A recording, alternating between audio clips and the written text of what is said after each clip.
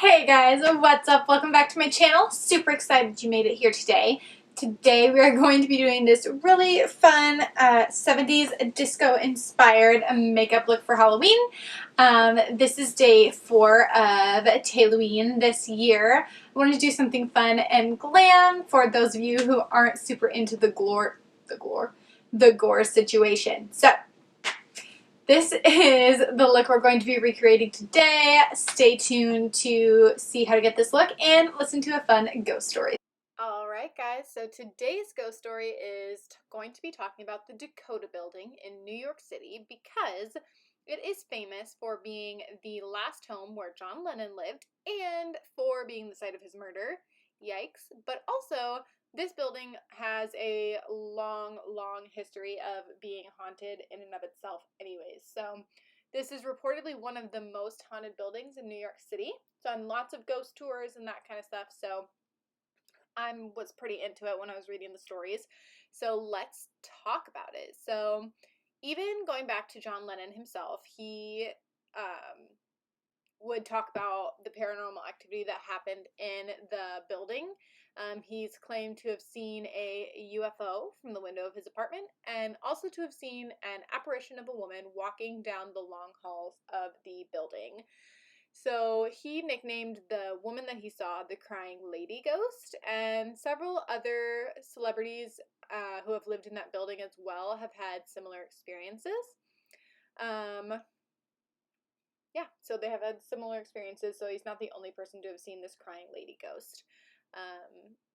So the Dakota building was built across from Central Park by a man named Edward Clark, and he was the head of the Singer Sewing Machine Company during the years of 1880 and 1884. So back in those days, the Dakota was pretty much not around any other buildings. It was pretty much just standing on its own. It wasn't the New York City that we know and love today.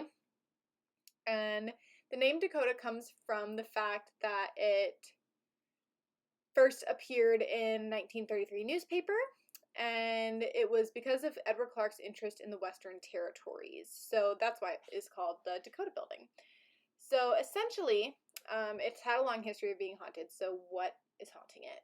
So back in the 1960s, and I think even earlier, were the first reported ghosts. So construction workers reported seeing a ghost of a young man, and it was weird because they said it was a man's body with a young boy's face. So not sure what that means, but that's pretty creepy. And then several years later, more people reported seeing a little girl in turn-of-the-century clothing, and she appeared to some painters that were working in the building. This little girl seems to be the most witnessed ghost in the building and said to be very friendly, often just smiling and approaching people like she wants to say hello or is greeting them. Another one is from Judy Holliday's Dakota apartment. So after 1965, when she died, the Smiths bought the apartment and they hired some men to repaint the walls and to revarnish some woodwork. And the painters always felt that they were being watched. And then one day they saw the ghost of a boy who was about age 10, dressed in a Buster Brown suit, in the style of like early 1900s-ish. And what was interesting about this one to me was an odor accompanied this ghost appearance. So they said that it smelled musty and old, like mothballs. And they also saw a ghost that, this is the same ghost from earlier, the ghost that was the body of a man in his 20s, but he had the face of like a young boy. So that one would really creep me out. I don't like that. I don't like it. So after the job was finished, one of the painters was just doing last minute touch-up work in the large master bed closet when the door slammed on him and the light went out. Just as he was going to turn the light back on, he felt somebody grab his arm. So he never saw who grabbed his arm, but that would be enough for me to not want to work there anymore. Another one of the stories was that tenants have heard footsteps and other noises on the third floor apartment, mostly in the dining room. Rugs and chairs have also been reported to slide on their own on the third floor.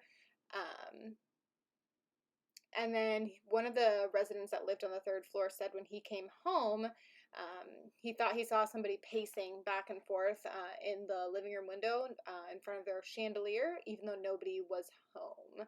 So crazy. And what's even crazier about that one is the chandelier part that he said it was pacing in front of a large chandelier. They didn't have a chandelier. So who was pacing? Where did the chandelier come from? That's what I want to know. Creepy. So yeah, so those are some of the ghost stories from the Dakota building in New York City. There are many more, and you should definitely look it up if you want to hear more things.